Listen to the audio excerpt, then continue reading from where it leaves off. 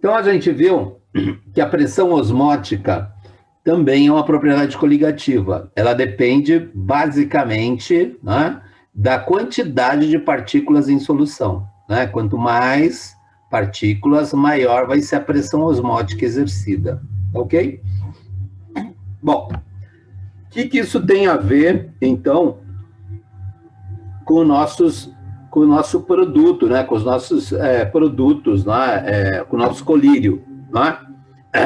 Para identificar, só um minutinho.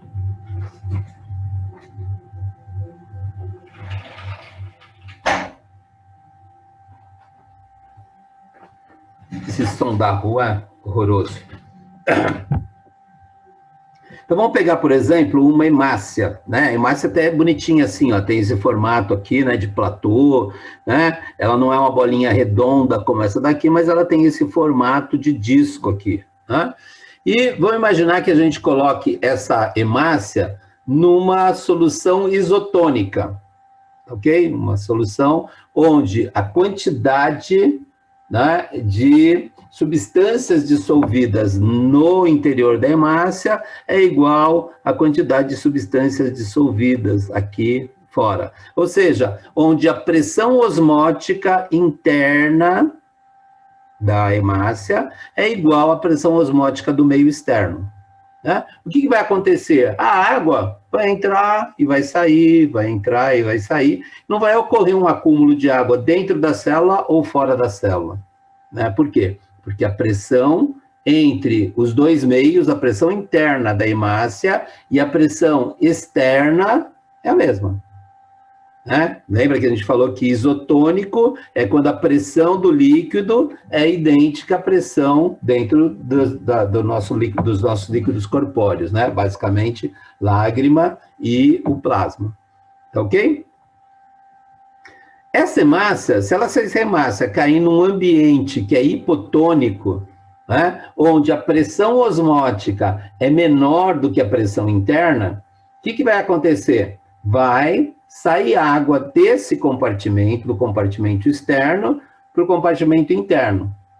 Para quê? Para igualar a pressão.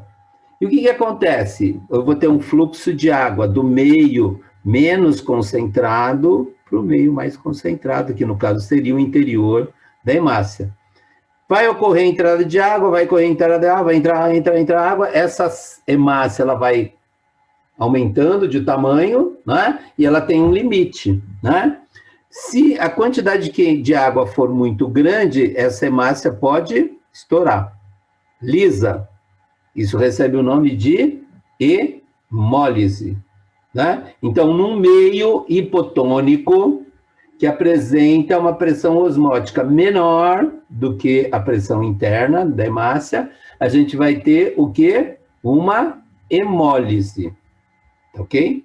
Hemólise. No meio isotônico, não acontece nada, a hemácia fica ali bonitinha, né? Já, se eu pegar essa hemácia e colocá-la num meio hipertônico, ou seja, um meio mais concentrado do que no interior da hemácia, o que vai acontecer? A água do interior da hemácia vai sair, para quê? Para diluir esse meio externo.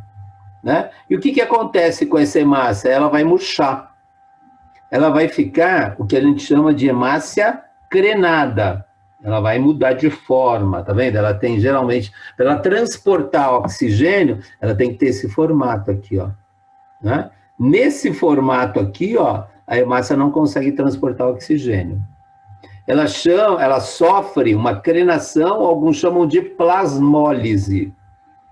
Ela não morre, mas ela perde temporariamente a sua função. Ok? Fica uma hemácia crenada. Né? Então, ó, se eu coloco a hemácia num ambiente isotônico, não acontece nada. Vai entrar e vai sair água na mesma proporção. Se eu coloco a hemácia num ambiente hipotônico, menos concentrado, mais diluído que o interior da hemácia, vai ocorrer a entrada de água do meio externo para o meio interno. Essa hemácia cresce, cresce, cresce, ela pode estourar. Quando ela estoura, a gente chama isso de hemólise. Ok? E se eu pegar essa célula, né, essa hemácia, e colocar no meio hipertônico, né, a água do interior da hemácia vai sair com o objetivo de diluir esse meio externo, por osmose, né, o que faz, então, com que essa hemácia adquira uma característica crenada. Vai ocorrer, então, a plasmólise. Ok? Ficou claro isso? Então, se eu coloco a hemácia num ambiente hipotônico, vai ocorrer hemólise. Se eu pego essa hemácia e coloco num ambiente hipertônico, vai ocorrer plasmólise, ok? E se o meio é isotônico, não acontece nada, ela vai ficar bonitinha. Então, só para a gente gravar, se eu pegar essa hemácia, né, e colocar num ambiente, né, numa solução de cloreto de sódio a 0,9%, né, que é o chamado soro fisiológico, né, ela não vai se alterar, vai se manter no ambiente isotônico. Se eu pegar essa hemácia e colocar numa solução de cloreto de sódio a 0,6%, que é um meio hipotônico em relação ao interior da hemácia, né, vai ocorrer, então, a entrada de água dentro da hemácia, né, e vai ocorrer o que a gente chama de hemólise, né, pode ocorrer hemólise, tá? Se eu coloco essa hemácia num meio mais concentrado, uma solução, por exemplo, de cloreto de sódio a 1,5%, a hemácia vai ficar crenada. Alguns chamam de, ela vai murchar, diminuir de tamanho, né, pela perda d'água, e vai chamar de plasmólise, ok? O ideal, então, para que não ocorra nenhuma alteração morfológica na hemácia ou nas células, de uma maneira geral, é colocar essas células no ambiente isotônico, soro fisiológico, ok? Por isso que o soro fisiológico é muito utilizado, né? Vocês já viram como é que colhe secreção para orotraqueal ou orofaríngea para fazer teste de Covid? Você pega um suave de plástico, né, tipo um cotonete, e faz colhe ali da narina direita, da narina esquerda ou da orofaringe, né, e coloca num tubinho com soro fisiológico. Se tiver vírus ali, esse vírus não vai morrer, né? Por quê? Porque não vai ocorrer nem entrada nem saída de água dentro do vírus. Ele vai ser preservado para poder ser identificado por algum método analítico depois. Geralmente PCR. Ok? Então, deu para entender, pessoal? Deixa eu dar uma paradinha aqui. Vocês entenderam isso? Isso aí é crucial. Se você não entendeu isso, você vai ficar boiando daqui para frente. Tudo certo, Matheus?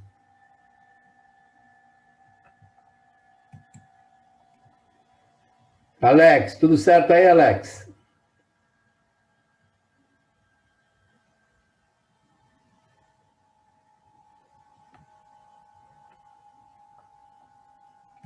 Então, ó.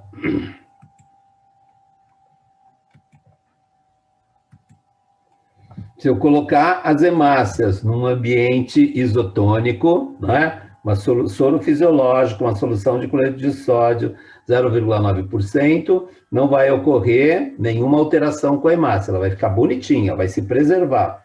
Se eu pegar essa hemácia e colocar num meio hipotônico, né, se o soro fisiológico é 0,9% é isotônico, uma concentração de cloreto de sódio abaixo de 0,9 é hipotônica.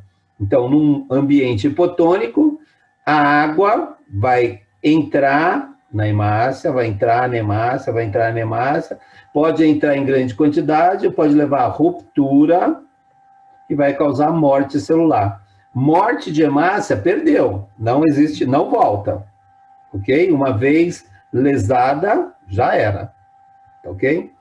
Diferentemente, se eu pegar a hemácia e colocar no ambiente hipertônico, né? Uma concentração de cloreto de sódio de 1,5%, por exemplo. Né? Nessa concentração, a água vai sair da hemácia para diluir o meio. A hemácia vai diminuir de tamanho, vai ficar crenada, perde a sua função temporariamente, mas se eu voltar essa hemácia para um ambiente isotônico, ela volta ao normal. Ela não morre. Ela volta a exercer as suas funções. Ok? Isso é fundamental, é crucial para a gente entender o que vai acontecer daqui para frente. Bom, as propriedades crioscópicas que a gente já falou, né, dizem, né, de acordo com a lei de Raoult, né, o Raoult foi um cara que estudou propriedade coligativa, né? Ele diz que as propriedades coligativas de uma solução são proporcionais ao número de moléculas dissolvidas, qualquer que seja a sua natureza. Então, se eu colocar muito sal na água, a pressão osmótica daquela solução vai ser muito alta. Como ela é muito alta, a água vai sair da célula com o objetivo de diluir. Ok? E quanto maior a quantidade, né, de componentes eu coloco nessa solução, maior vai ser a pressão osmótica exercida. Ela é diretamente proporcional. Ok? Agora, a gente tem que lembrar que existem duas naturezas, né? A gente tem substâncias que se dissociam em meio aquoso e substâncias que não se dissociam em meio aquoso. Cloreto de sódio. Em meio aquoso eu vou ter sódio mais e cloreto menos. Dois íons que vão exercer pressão osmótica. Ok? Sacarose. Sacarose não sofre dissociação em meio aquoso, eu só tenho uma molécula. Tá? Então, o cloreto de sódio exerce o dobro de pressão osmótica que a sacarose, a mesma quantidade de sacarose. Ok?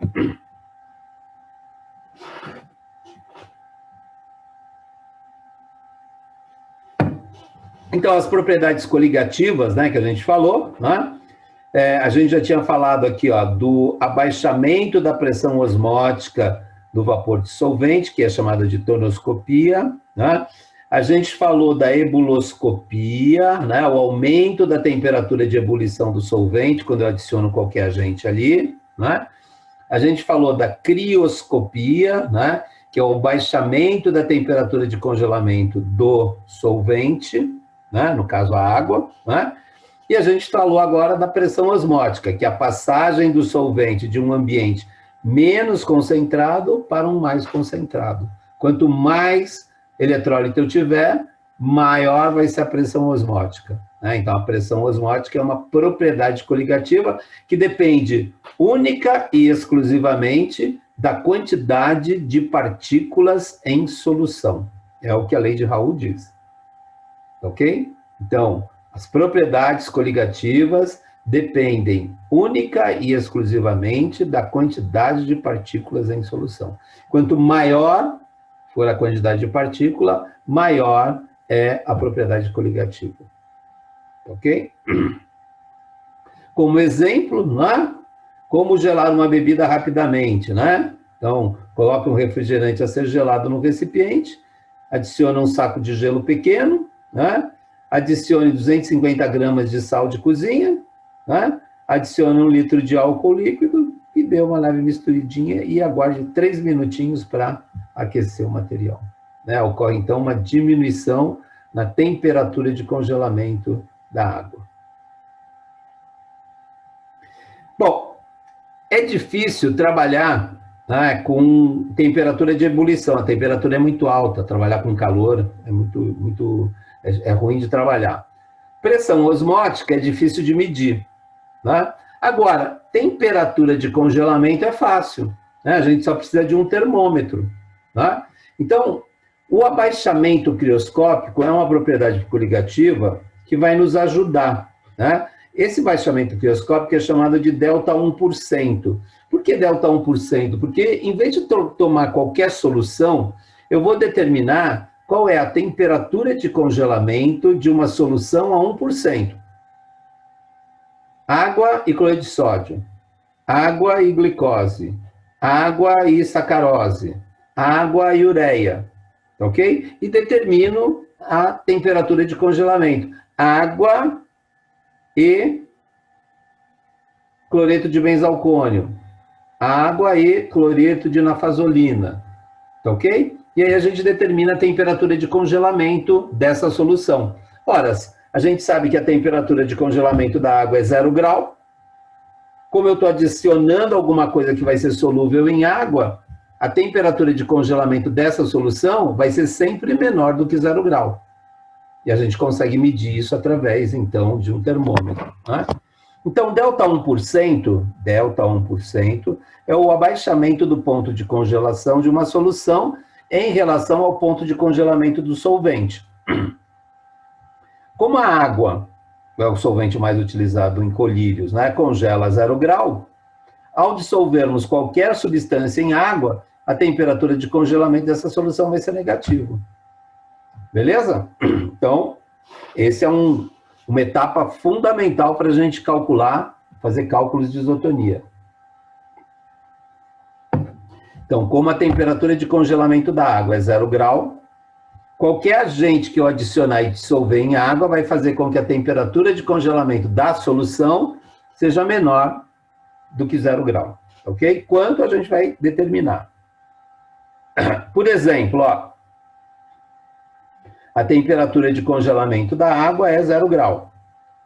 Se eu pegar glicose, né, meio molar, 0,5 molar, e adicionar a água, né, então preparar uma solução 0,5 molar de glicose, a temperatura de congelamento dessa solução agora vai ser menos 0,93 graus Celsius.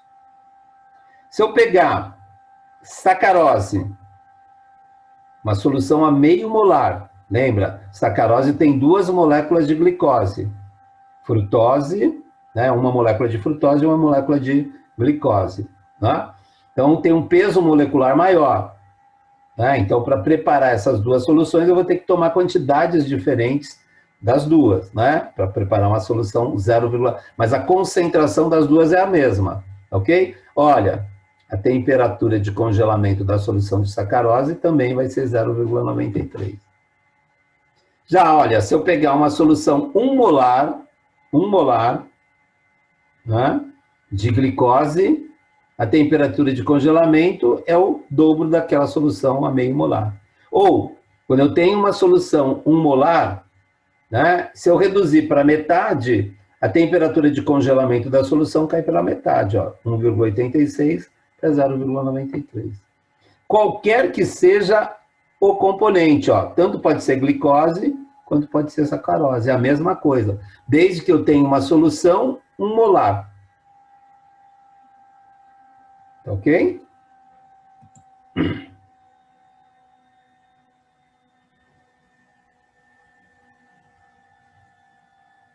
Isso mesmo, Stephanie.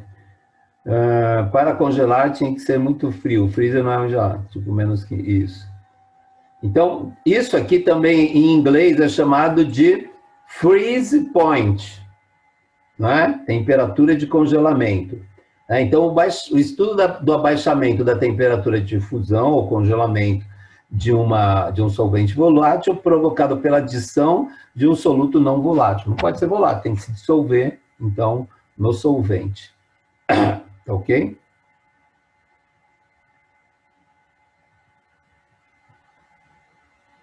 Então, ó, na crioscopia, né, ou freeze point, né, é o estudo da diminuição da temperatura de congelamento de um solvente provocado pela adição a este solvente de um soluto não volátil. Então, se eu pegar aqui, ó, adicionar glicose, a água que congela a 0 grau, vai congelar numa temperatura menor do que 0 grau. Ficou claro isso? Porque nós vamos utilizar o delta 1% ou o baixamento crioscópico, né, de soluções a 1% para determinar se um colírio é hipo, iso ou hipertônico, que é a primeira coisa que a gente tem que fazer, né? Por quê? Porque se esse colírio for isotônico, beleza, não preciso fazer nada. O que ele vai causar nas células do globo ocular? Nada. Ok? Agora, se o colírio que eu estou preparando for um colírio com uma pressão osmótica menor do que a pressão osmótica das células do globo ocular, o que vai ocorrer? Pode ocorrer uma hemólise, porque vai entrar água nas células e ela pode se romper. Ok? Já se o colírio é hipertônico, pode ocorrer uma plasmólise, uma alteração do formato da célula. que pode levar a alguma alteração também, mas é menos significante do que a morte da célula, né, porque ela estourou. Tá ok? Então, é importante saber se o nosso produto é iso, hipo ou hipertônico. Por quê? Porque soluções hipotônicas não podem ser utilizadas, porque vão causar dano, um efeito adverso em quem usa. Tudo bem? Então, para isso, ó, um cara chamado Hamburger fez o seguinte experimento. Ele preparou uma solução de cloreto de sódio a 1%. Tá? E aí, ele foi diminuindo a temperatura para ver qual era a temperatura de congelamento dessa solução de cloreto de sódio a 1%. E ele descobriu que essa solução a 1% congela a menos 0,576 graus Celsius. Como a água congela a 0 grau, eu adicionei cloreto de sódio, então ele congela a menos 0,576 graus Celsius. Ele construiu uma tabela, onde ele preparou soluções a 1% de diversas substâncias em água e determinou a temperatura de congelamento. Ok? Aqui, ó. Ele pegou o cloridrato de nafazolina e fez uma solução 1%, é solúvel em água, uma solução a 1%. O cloridrato de nafazolina é o componente da maior parte dos errinos, da maior parte dos colírios. Ok? E ele descobriu que essa solução a 1% de cloridrato de nafazolina congela a menos 0,155 graus Celsius. Ok? Ele pegou uma menina, fez alguma maldade com a menina e ela chorou. E aí ele pegou essa lágrima, não é? E mediu a temperatura de congelamento. Ele pegou também, tirou sangue, né, de alguém, centrifugou e ficou só com essa parte líquida aqui, ó, só com o soro ou plasma, dependendo do que a gente utiliza, né? Ficou só com o soro ou plasma aqui, né? E mediu qual a temperatura de congelamento do soro e qual a temperatura de congelamento da lágrima. E olha que interessante, o soro tem um monte de proteína dissolvida, tem um monte de substância dissolvida. A lágrima tem principalmente eletrólitos, sódio, potássio, né? E algumas proteínas aqui também, né? Mas a composição é totalmente distinta. Entretanto, a temperatura de congelamento, tanto da lágrima quanto do soro, foi de menos 0,520 graus Celsius. Olha que interessante. Duas soluções, né, de natureza totalmente distintas, mas que apresentam a mesma temperatura de congelamento. É claro, a gente utiliza esses dois líquidos, né, para dizer que outros líquidos são isotônicos em relação à pressão osmótica do soro e da lágrima. Ok? Então, agora a gente tem um parâmetro para dizer quando uma solução é isotônica ou quando a concentração de uma determinada substância é isotônica com a lágrima ou isotônica com o sangue. Percebe? Então, a gente pode utilizar essas propriedades coligativas, né, como uma ferramenta para a gente determinar se uma solução é hipo, iso ou hipertônica. Nosso produto nunca vai poder ser hipotônico. Por quê? Porque se ele for hipotônico, ele vai destruir hemácia, vai causar hemólise. Porque se ele for hipotônico, ele vai destruir as células do globo ocular. Ok? Então, importante isso.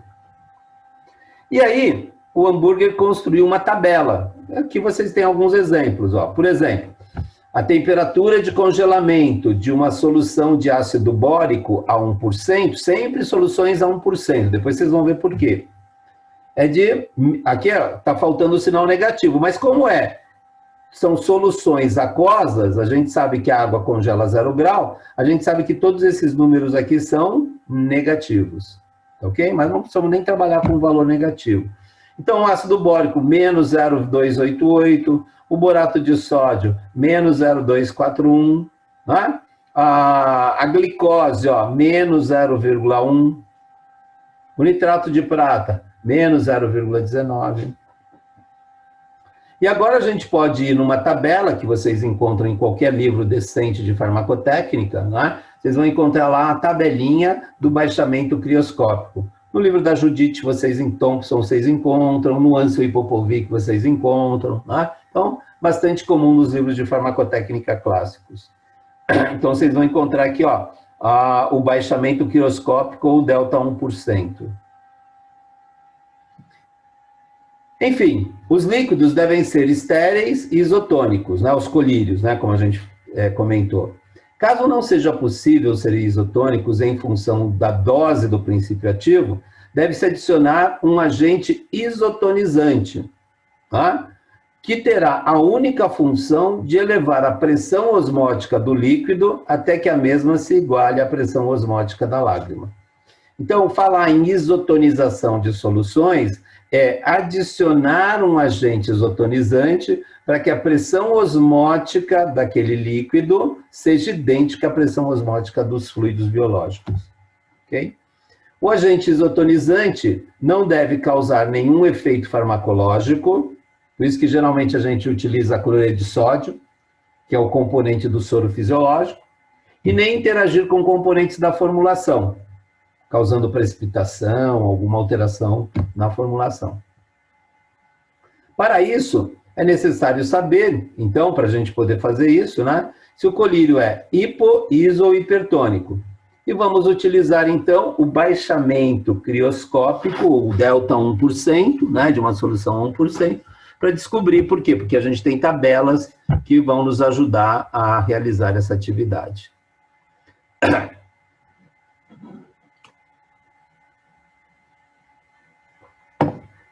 Canetinha agora, lápis, borracha e calculadora do lado. E agora nós vamos fazer umas continhas aqui.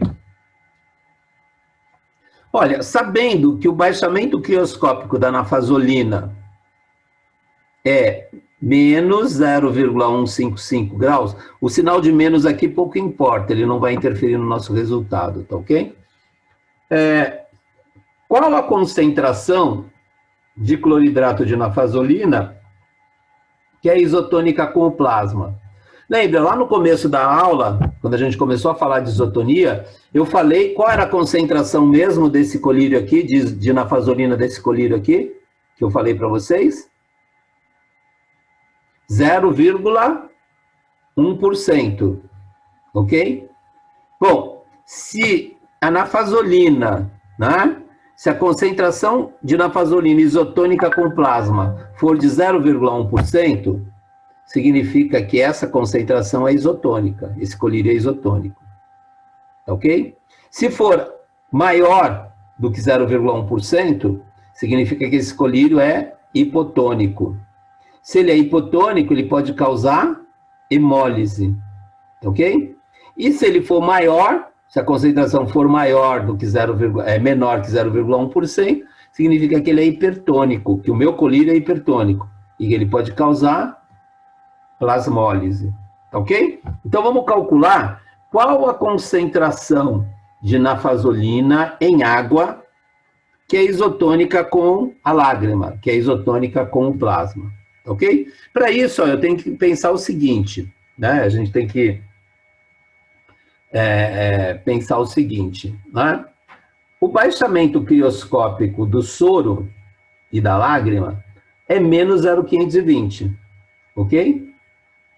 Então, ó, se 1 grama de cloridrato de nafazolina, 1 grama em 100 ml, né? 1% é 1 grama em 100 ml. Tem um baixamento de 0,155, qual seria a quantidade de nafazolina que causaria um baixamento de 0,520? 0,520 aqui, ó. 0,520 não é o baixamento crioscópico do soro, não é o baixamento crioscópico da lágrima. Para o meu produto ser isotônico, ele tem que ter o mesmo baixamento crioscópico. Ou na concentração em que eu vou usar, o mesmo baixamento crioscópico, 0,520. Ok? Eu fui ali na tabelinha, ó. Aqui, ó. Eu descobri que a nafazolina, né, tem um baixamento de menos 0,155. Eu quero saber qual a concentração de nafazolina que é isotônica com o plasma. Ok? Então, ó, eu sei que 1 grama de cloridade de nafazolina em 100 ml de solução causa um baixamento de menos 0,155. O soro tem um baixamento de 0,520. Para causar esse baixamento de 0,520, quanto que eu vou precisar de nafazolina? Seria uma concentração isotônica, ok? Se a gente fizer essa continha aqui, regra de 3, não, esse vezes esse é igual a esse vezes esse, então 1 vezes 0,520 é igual a x vezes 155, né? Então, isolando x, 0,520 dividido por 0,155 é igual a 3,35 gramas de nafazolina. Como eu estou aqui trabalhando em porcentagem, né? 3,35 gramas em 100 ml é a mesma coisa que 3,35. Pessoal, presta atenção agora, ó.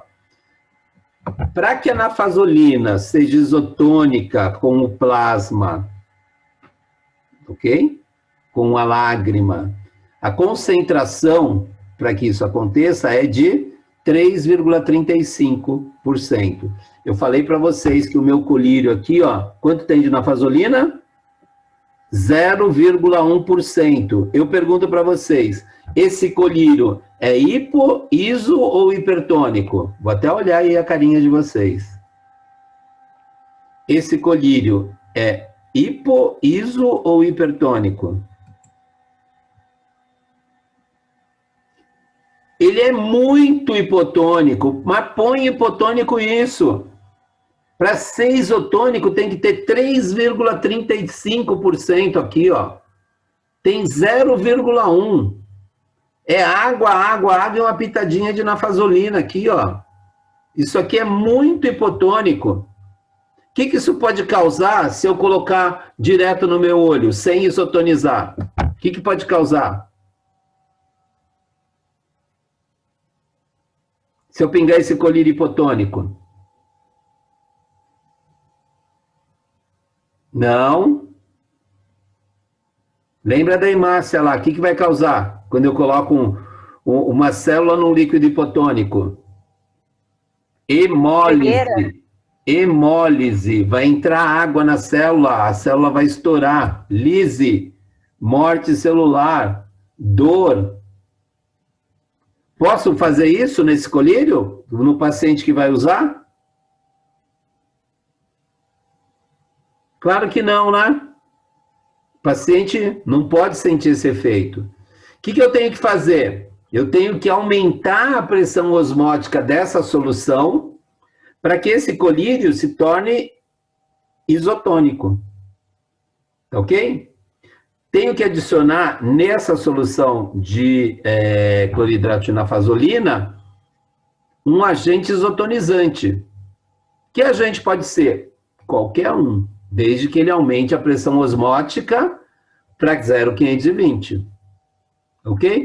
Geralmente a gente utiliza eletrólito, cloreto de sódio, cloreto de potássio, né? Posso usar outras substâncias também, mas lembra, cloreto de sódio vai se dissociar em sódio e cloreto. Então eu tenho ação de 2 íons, o íon sódio e o íon cloreto. Tá? Cloreto de potássio vai dissociar em cloreto e potássio, 2 íons. Glicose vai ter uma só. Então vai ter a influência só da molécula de glicose, porque ela não sofre dissociação. Tá ok? Então vamos voltar aqui na nossa aula. Bom, vamos pegar um outro exemplo aqui, ó. Tá? Qual a concentração de cloreto de sódio que é isotônica com o plasma?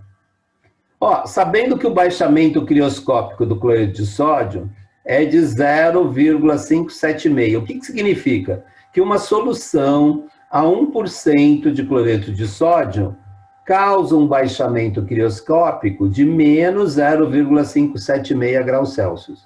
Eu quero saber qual a concentração de cloreto de sódio que é isotônica, que vai causar um baixamento de 0,520.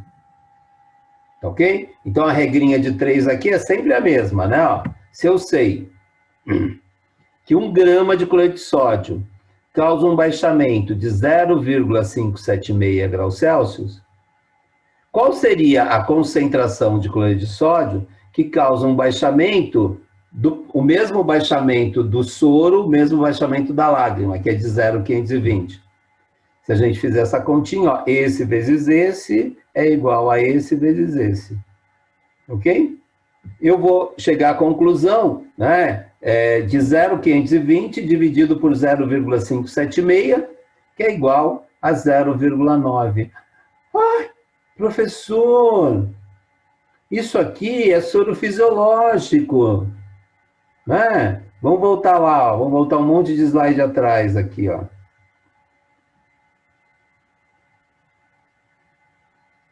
Aqui, ó, cloreto de sódio 0,9%. Olha lá, não acontece nada, é isotônico, ó. Por isso que chama soro fisiológico, porque ele é fisiologicamente compatível com a pressão osmótica das nossas células. Ok? Qualquer líquido com uma quantidade, com uma concentração de cloreto de sódio menor de 0,9 é hipotônico. Qualquer líquido com uma concentração maior que 0,9 é hipertônico. Tanto é que existe um método para determinar se uma solução é hipo, iso ou hipertônica, utilizando o cloreto de sódio, o soro fisiológico. É o método do cloreto de sódio. Aqui nós estamos estudando o método do baixamento crioscópico, que vai levar em consideração a propriedade coligativa da água, ok? Que é o baixamento crioscópico. Tá claro isso, gente?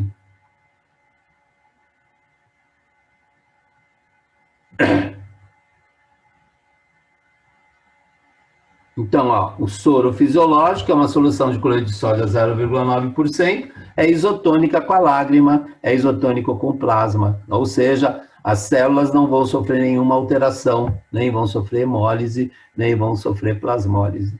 Ok? Calcula aí para mim, ó, 2 minutinhos para vocês fazerem, ó. Sabendo que o borato de sódio, o baixamento crioscópico do borato de sódio é 0,241, qual a concentração de borato de sódio que é isotônica com o plasma?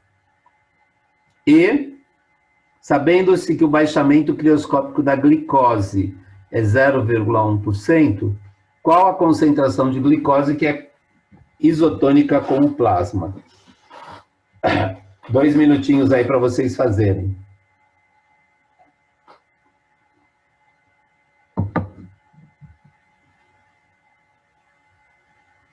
Quem fizer aí, coloca lá no chat quanto deu.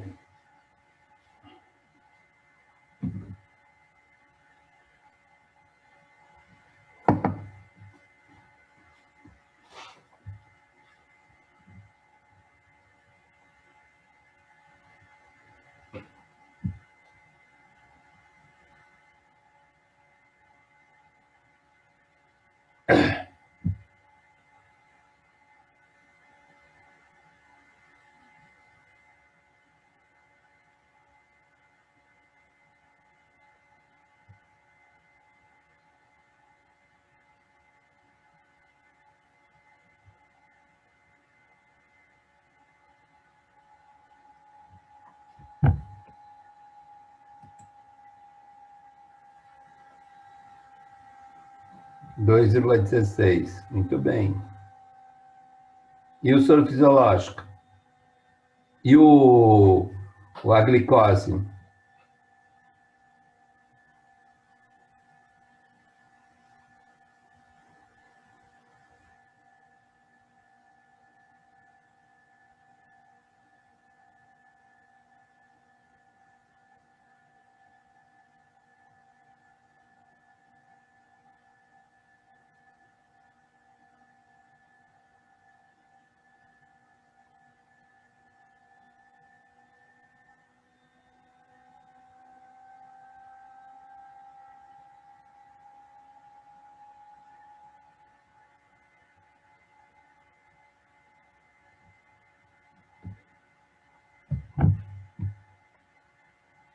Isso, muito bem, Joab.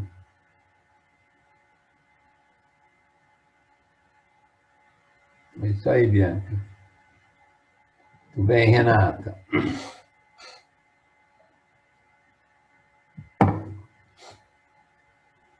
Água boricada. Qual a concentração de água boricada que usa lá na farmácia? Alguém trabalha em farmácia aí? Qual a concentração de água boricada que usa lá na farmácia?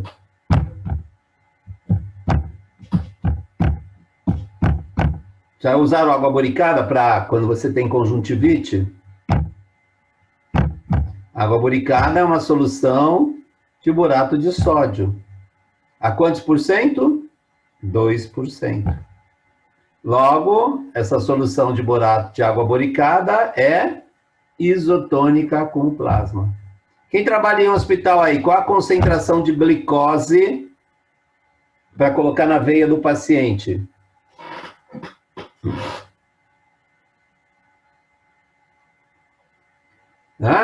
Qual a concentração de glicose que a gente injeta na veia do paciente? 5%. Ou seja, a glicose a 5% é isotônica com o plasma. Não vai causar nem entrada de água, nem saída de água das células. Ok?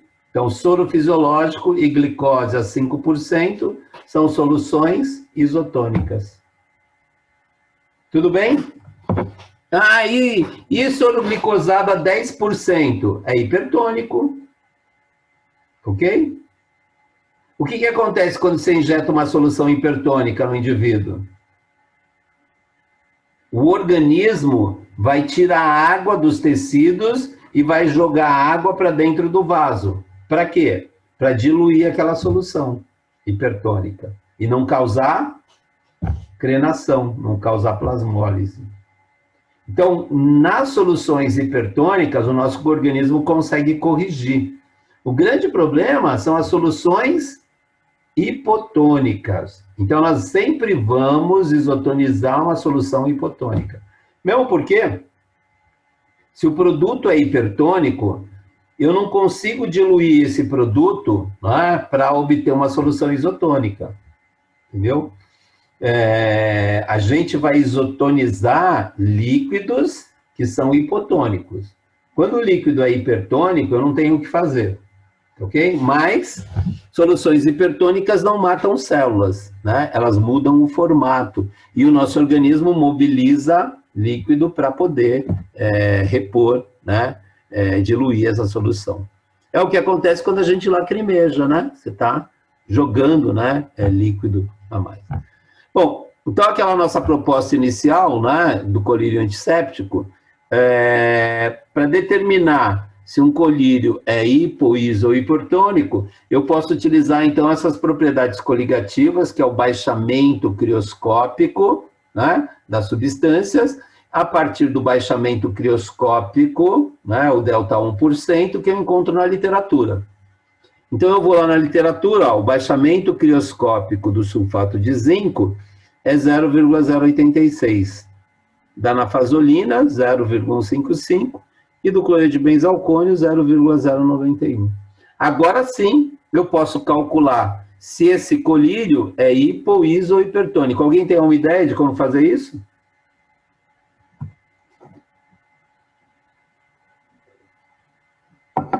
Ninguém tem nenhuma ideia?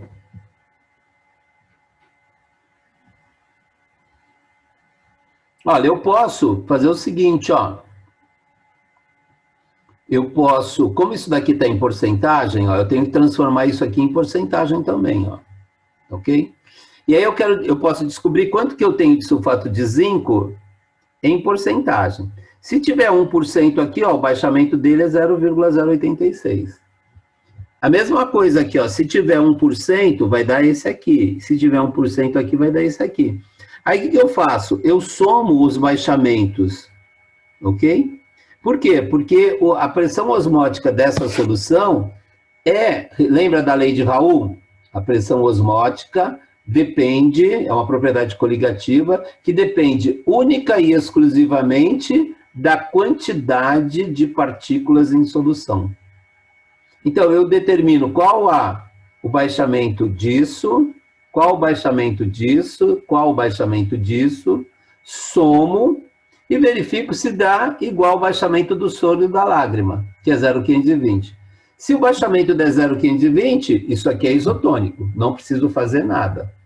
Se o baixamento der menor que 0,520, é hipotônico, eu tenho que isotonizar. E se o baixamento der maior que 0,520, não tenho o que fazer, porque a solução é hipertônica também, ok? Eu só vou atuar se a solução for hipotônica, ok? Então, ó, regrinha. Vamos brincar que nem o Jack Stripador, vamos por partes, né? Então, a primeira parte, né, e quem tá, vamos copiar isso aí, né? A primeira parte é transformar em porcentagem. Porcentagem é grama em 100 ml, ok? Então, ó, eu tenho que transformar miligrama em grama, tá vendo aqui, ó? E eu tenho que transformar esse volume de 10 ml aqui, ó, em 100 ml. Bom, para fazer isso, ó, eu vou fazer o seguinte, eu vou multiplicar todos os componentes aqui por 10, ó. 10, 10, 10 e 10. Porque quando eu multiplico 10 ml vezes 10, eu tenho 100 ml. Só que para manter a mesma concentração, eu tenho que aumentar a quantidade de cada um dos componentes aqui também na solução. Tudo isso aqui é solúvel em água, tá? Então, ó, 10 vezes 20 é igual a 200, ok? 200 miligramas. Ora, se 1 grama é igual a 1000 miligramas, 200 miligramas, regrinha de 3, é igual a 0,2 gramas, tá vendo? Ó, eu transformei em 100 ml e já transformei em grama também aqui, ó. Ok? 30 vezes 10 é igual a 300 miligramas, ok? 300 miligramas equivale a 0,3 gramas. Tá aqui, ó, 0,3 gramas. Ok? E 200 vezes 10 é igual a 2.000. 2.000 miligramas equivale a 2 gramas. 2 gramas em 100. Então, eu tenho 2%. Se eu for transformar essa fórmula em porcentagem, ó, 2%, 0,3% e 0,2%. Agora sim, né? Eu sei que 1 grama de sulfato de zinco, ó, 1%, ó, 1 grama, baixa isso. Né? Se eu tenho 0,2 gramas, eu vou ter X. E aqui é só usar uma regrinha de 3, tá ok? Ó, onde eu vou multiplicar a fórmula, né, em porcentagem, 0,2, vezes o baixamento bioscópico. Isso aqui é uma regrinha de 3. Né? 1 grama equivale a 0,86. 0,2 gramas equivale a X. Então, X vezes 1 é igual a 0,2 vezes 0,86, que dá esse valor aqui, ó. 0,3 vezes 0,155 é igual a 0,0465. E 2 vezes 0,091 é igual a 0,1820. Somo os baixamentos de cada um deles, ó, nessas quantidades, ok? E obtenho, se eu somar tudo isso aqui, ó, vai dar 0,2457. Pergunto-vos agora, presta atenção à minha pergunta. Esse colírio é hipo, iso ou hipertônico?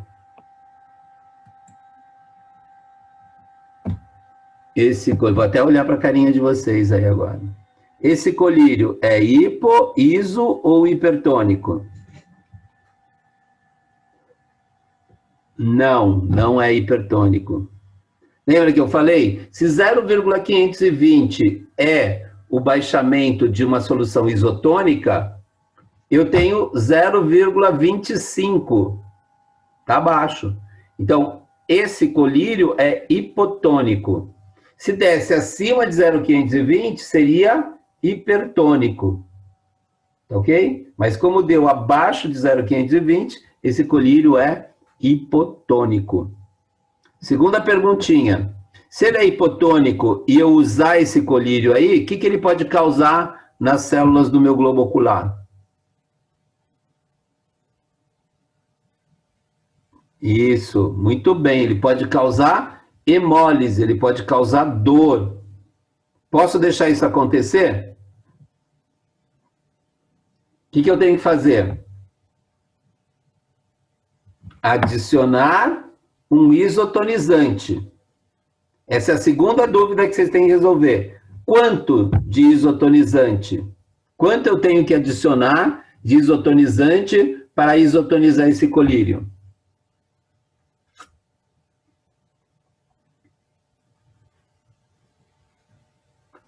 A quantidade necessária para que o baixamento crioscópico do colírio chegue a 0,520, que é o baixamento do soro, que é o baixamento do plasma. Ok? Então, é essa última parte da nossa aula, é o que nós vamos ver agora. Ok? Então, a primeira parte é identificar se o colírio é hipo, iso ou hipertônico. Nós acabamos de descobrir, né, que esses três agentes aqui, ó, nessa quantidade em porcentagem, e por que a gente trabalha com porcentagem? Porque o baixamento crioscópico é dado em porcentagem, ok? Sempre uma solução, 100 ml de uma solução, ok? Então, eu tenho sempre que calcular para 100 ml para poder utilizar o delta 1%. Né? Eu descobri que essa solução é hipotônica. Por quê? Porque o somatório dos baixamentos individuais causados pelo sulfato de zinco, pela nafazolina e pelo benzalcônio foram menores do que 0,520, que é o baixamento causado pelo soro, que é o baixamento causado pelo plasma. Esse baixamento de 0,24 é menor que 0,520, logo essa solução é uma solução hipotônica. Ela pode matar células, e nós não vamos deixar que essas células sejam mortas. Nós vamos isotonizar esse colírio. Como agente isotonizante, nós vamos utilizar o cloreto de sódio. Por quê? O cloreto de sódio é soro fisiológico. O cloreto de sódio não interage com nenhum dos componentes da formulação, né? E cloreto de sódio não tem nenhuma função farmacológica, ele não vai causar nenhuma função, não é antisséptico, né? Não tem nenhuma função, a não ser diminuir a tensão, aumentar a tensão superficial, a pressão osmótica. Ok? Então, logo, o colírio é hipotônico, a soma dos baixamentos quiroscópicos é menor que 0,520, e ele pode causar, então, hemólise. Não vamos deixar que isso aconteça, ok? Então, terceiro passo, não é? Subtrair do baixamento crioscópico da lágrima. O baixamento da lágrima é 0,520. O valor que eu encontrei é 0,2457. Ou seja, o valor de cloreto de sódio que eu tenho que adicionar deve ser suficiente para causar um baixamento de 0,2743. Ok? Bom, agora ficou fácil, né? Eu sei que 1 grama de cloreto de sódio causa um baixamento de 0,576 graus Celsius. Para baixar 0,2743, eu preciso de X. Né? Ficou fácil agora. Então, ó, escolhendo o cloreto de sódio para isotonizar, né? Eu sei que o baixamento crioscópico dele é de 0,576. Então, 1 grama, que é 1%, né? 1 grama de cloreto de sódio baixa 0,576. Para baixar o que falta, né? Para 0,520, 0,2763, eu vou precisar de X.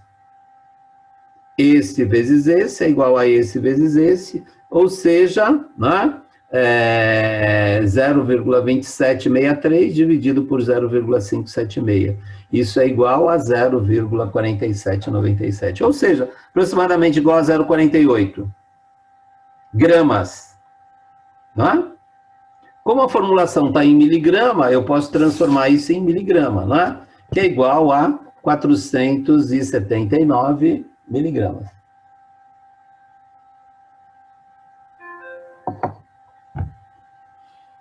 Tudo bem? Mas cuidado, hein? Essa não é a quantidade necessária para isotonizar aquele colírio inicial. Por quê? Porque no colírio inicial, lembra, a gente tinha 10 ml. E nesse colírio aqui que a gente está fazendo, a gente está preparando para 100 ml. Eu quero preparar só 10 ml e não 100 ml. Logo, eu tenho que dividir esse valor aqui por 10. Não é? Então, para 100 ml do colírio, não é? A gente precisa de 479 miligramas. Como a gente vai preparar somente 10 ml, eu tenho que dividir isso aqui por 10. E aí a minha fórmula final isotonizada vai ficar assim, ó. Essa é a fórmula original, tá vendo? Ó? Sulfato de zinco 20, nafazolina 30, benzalcônio 200 e cloreto de sódio, a gente poderia colocar aqui, ó, 48, né? Porque isso aqui aproxima para 48, né? 48 miligramas. Não vai alterar em nada, né? E água destilada na quantidade suficiente para 10 ml. Tudo bem, pessoal? Hã? Tudo certo? Muito bem. Então, hoje nós aprendemos, então, como descobrir se uma solução é hipo, iso ou hipertônica. Né? Vimos que a nossa solução, o nosso colírio, nunca vai poder ser hipotônico, porque soluções hipotônicas causam hemólise. O nosso colírio tem que ser isotônico ou, no máximo, hipertônico. Hipertônico a gente também não tem o que fazer, mas ele vai causar plasmólise, ele não vai matar a célula, tá ok? Então, sempre o ideal é que o colírio seja isotônico. Quando ele for hipotônico, eu tenho que adicionar um agente isotonizante com o único objetivo de igualar a pressão osmótica à pressão osmótica dos fluidos corpóreos, tá ok? E vimos aqui, então, como isotonizar, utilizando para isso uma propriedade coligativa, que é o baixamento da temperatura de congelamento da água, que é o principal solvente.